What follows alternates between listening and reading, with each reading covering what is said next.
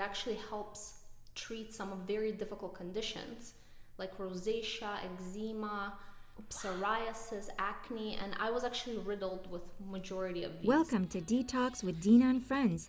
I'm your host, Dina Theodora, singer, songwriter, and actor. My aim for this podcast is to empower, motivate, and inspire you. Thank you to Vasanti Cosmetics for sponsoring this episode.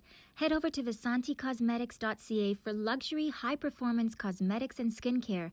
Make sure to use promo code DINA10 for 10% off all online products. Well, I want to thank you, Dr. Brei. It's a real pleasure to be able to talk about skin and beauty. I'm so excited to hear about your story, where it all started, where you're from, a little bit of background of yourself. Sure, thank you so much for having me here, Dina. I'm so appreciative of being here. So my background, I know you thought that I'm born here. I was born in Ukraine. Okay. And then when I was 11, I moved to United States. So my father, he has this entrepreneurial spirit, or had entrepreneurial spirit, because he passed away recently, but he's the one that taught me kind of to be very independent, think independently, and be an entrepreneur. I saw it in him and it inspired me. Beautiful. Luckily, we were accepted by Canada. Wow. They welcomed us with open arms, which is why Canada just has such a special place in my heart. And I love Canada. I love everything. Everything Canadian.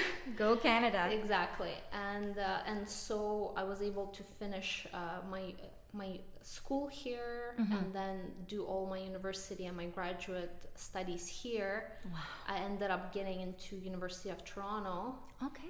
For chemical engineering and applied chemistry for my doctoral. This is kind of where my whole skincare journey kind of took me unfolded. Yeah. Good. That's amazing. And you always kind of knew you wanted to, study something in the sciences or something. Yeah, I studied water purification. Ooh. And I was really into it. I loved my project. So I got to study this water microbiome. Yes. And I got introduced to minerals through water purification. Yes. That I implemented in my line. So our active mineral facial treatment line is all about these purified minerals. Okay, now we're going to get into the juiciness of it, because you're telling me all these goodies and I just want to know, okay, tell me everything about the self-care and the wellness rituals and, about your skincare routine and even products.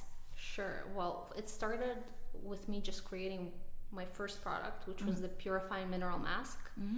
And actually I created it selfishly for myself in the beginning while I was doing my research at U of T. And then my husband got into it and he started using it. And then I created also, we have a product called Mineral Enriched Balm Concentrate. Okay. Which is sort of like a moisturizer, an oil-based mineral moisturizer. Okay. That associates with the minerals from the mask, and the two of them together create the second skin protective barrier. Okay. And it helps repair the skin. It helps support skin's essential microbiome. We can get into that more if you're interested. And it just helps to get your skin to healthy. And through years of use, it actually helps treat some very difficult conditions like rosacea, eczema, psoriasis, acne, and I was actually riddled with majority of these. How does it skin disorders? I mean, I know people with psoriasis, and that's a very difficult condition. Yeah. I mean, how does it do it? So it does it not by, so there aren't any probiotics, prebiotics, or postbiotics. This is why it's such a unique system. So there's a lot of technology involved because I am a scientist. Yes, of course. So there's quite a lot of technologies. We have a lot of names: mineral bloom technology. We have a mass transfer sequestration technology, collagen synthesis technology, mineral silk technology. So many different technologies, but each one has its own purpose, and each mineral in the formulation also has its own purpose.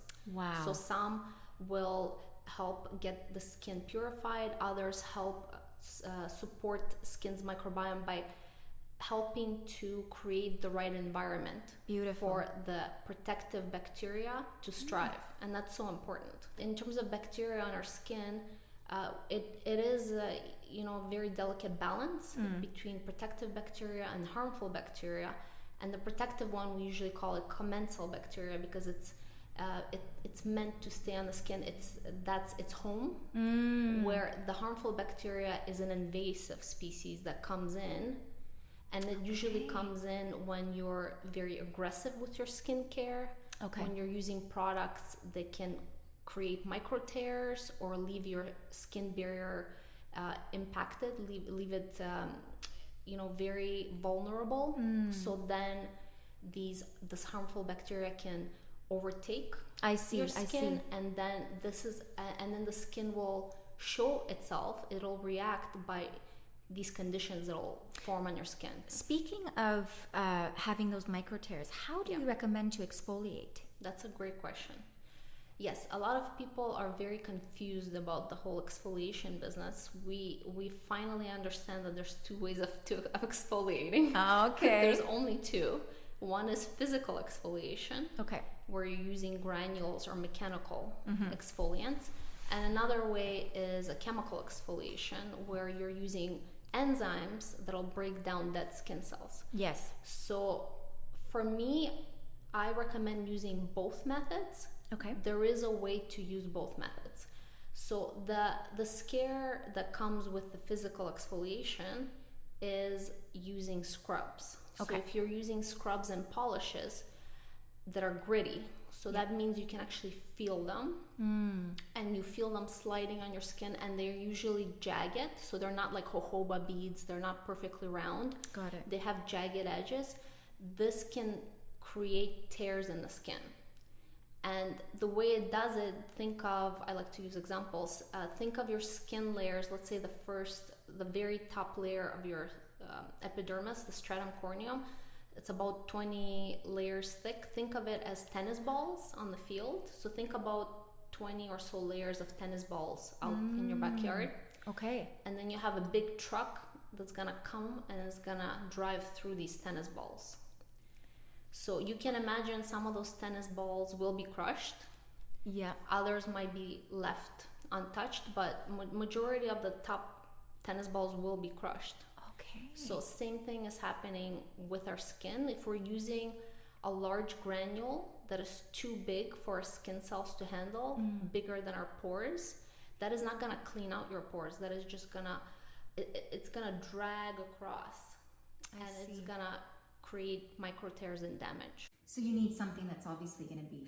You need something that is small enough that doesn't feel like it's exfoliating, but it does it on a micro level. So for example, why our Purifying Mineral Mask is the first thing that I've created, and it's still one of my favorite products. Beautiful. I use it nightly, especially when my skin doesn't feel right, it's reactive, maybe it's stressed, maybe I had an event. Even when I have an event to go to, sometimes when I do my skin prep, I'll use it again just before makeup, just to get my skin that bright and healthy. And exfoliate it gently, because the minerals in the formula, they are very small. The minerals are tiny enough to get into the crevices, to get into the pores, and actually clean them out gently. So it's not gonna create any micro tears, and you don't even feel the grittiness. And when you rinse it off, you just feel your skin very smooth and polished, but there's no damage. So your skin might actually look brighter instead of looking red or rosy. That rosy glow, I say, is not a healthy glow. You do not want to get the rosy glow. I've been told also to do, the Dead Sea scrub, where it's like very granulated. Yes, it's very granulated, right? So that'll do a lot of damage. And it's a good point that you even brought about Dead Sea minerals. Their marketing is so great. They're very good at marketing Dead Sea minerals from Israel. The minerals we use all come from North America. And North America actually has the most richest deposits of minerals in the world. With a lot of historical data surrounding them. So there's a lot of very important historical events that have occurred here in North America that have created minerals that we use in our products. What can we do apart from using products like, for example, the diet, things that we put in our bodies to help with our skin? All of that is so crucial. I know it sounds boring for some people. Diet, I just want to put on something on my skin and look good. And I always kind of say that it's kind of like putting a Band-Aid on a gushing wound. If you're just trying for your skincare to do all the work, Yes. you definitely need to watch your lifestyle, your diet. So you'd want to avoid processed foods, refined sugar. We actually have a product that is going to come out shortly, which is called the IO, which stands for Inside Out Advanced Nutrition. And it contains the right fibers. It has the right stable form of vitamin C and minerals as well. Lovely. It's actually my meal replacement. So it keeps me healthy because in the morning, that's all I do is I make a smoothie. I actually make it for my whole family. Oh, beautiful. So everyone has it. My husband, my 2 kids, my 10-year-old and my 8-year-old. Wow. I give them a smaller dose. Oh. But we all are on the smoothie, and we basically, until afternoon, everyone's satiated, which is amazing. Wow. In terms of using any sort of products for anti-aging, what is the best age to start doing that? Yeah, that's a great question because I see a lot of young people in their early 20s talking about preventative skincare and doing a lot of invasive procedures already early on. I see that more often now than before.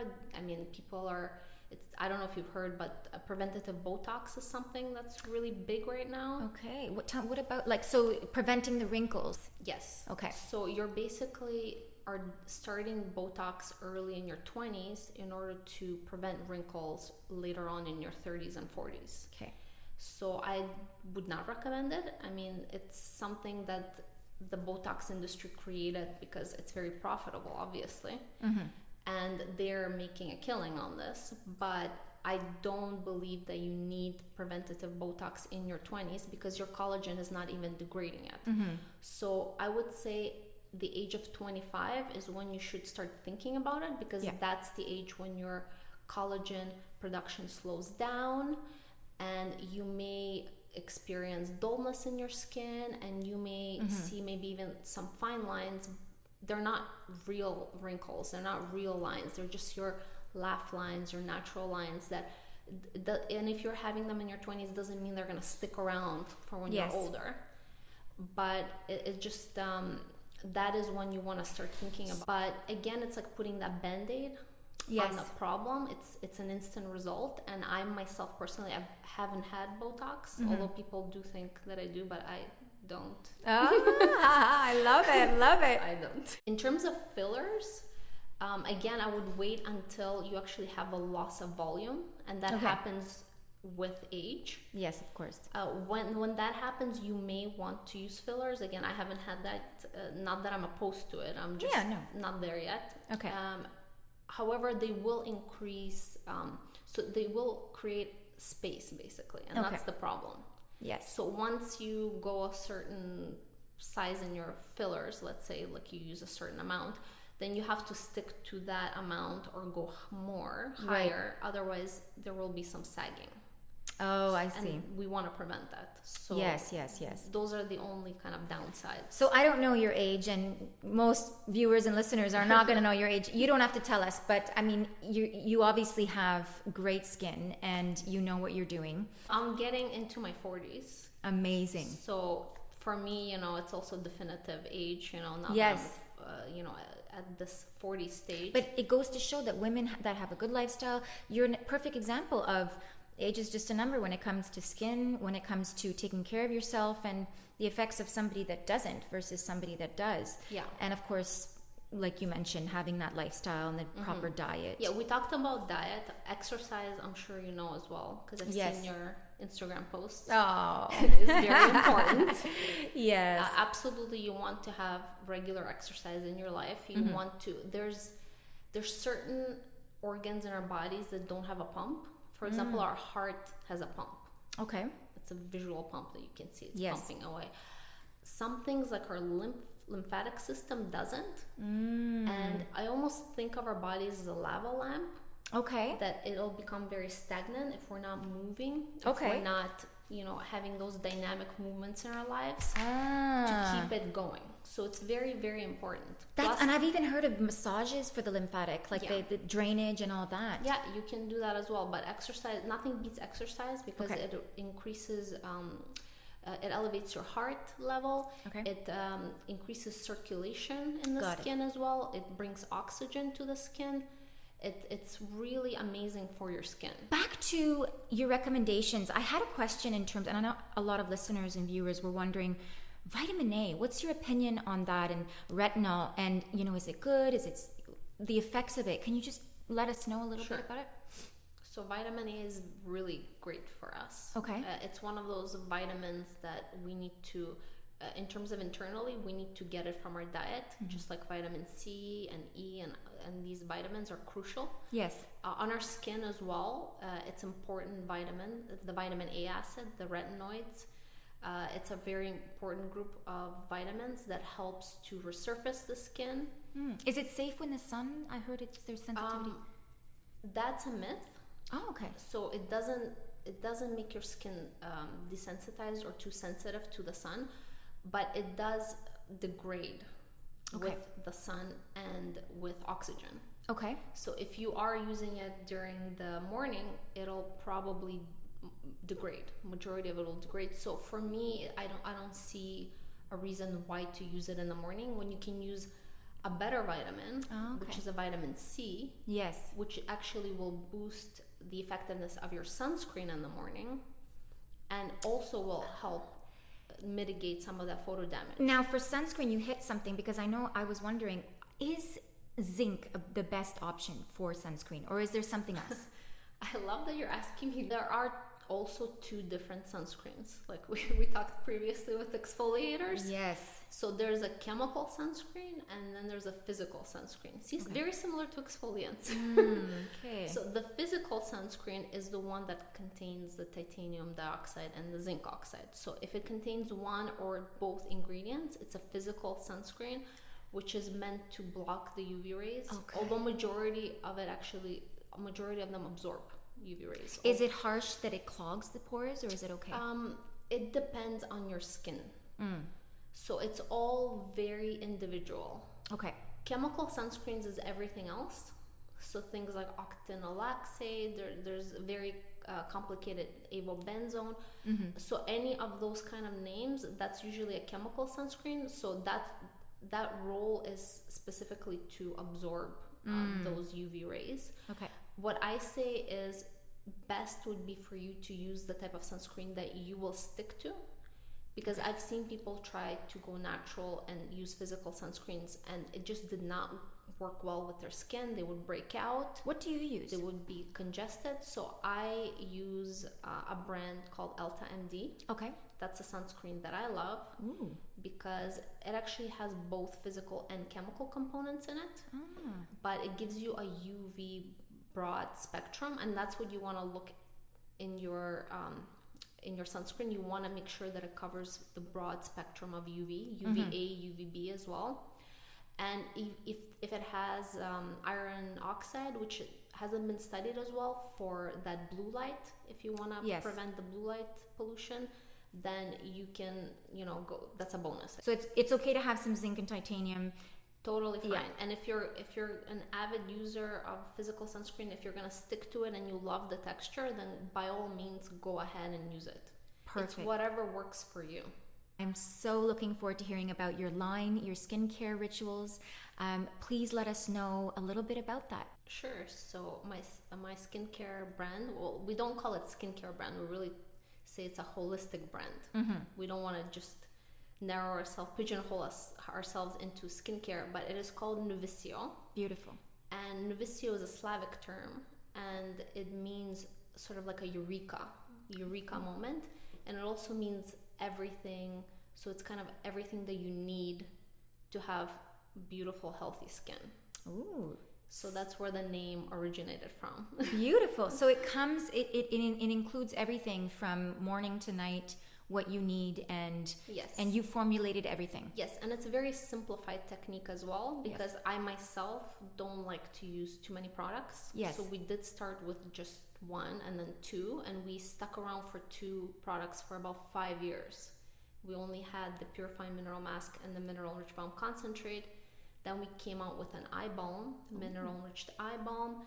And our newest line is the Skin Optimized range, which has a cleansing oil, and it has the retinoid serum, the HAB3 hydration serum, which is brand new, and the vitamin C serum. Wow, So you that's have everything covered. I That's love it. that. That's oh everything. my goodness! Now for giving us some tips on, the best anti-aging rituals. Thank you to Vasanti Cosmetics for sponsoring this episode. Head over to vasanticosmetics.ca for luxury, high-performance cosmetics and skincare. Make sure to use promo code DINA10 for 10% off all online products. Thanks again for joining in. Make sure to subscribe, like, share, and comment below. Make sure to also find us on Instagram @DetoxWithDina and my personal page @DinaTheodora. Stay tuned and catch you next time.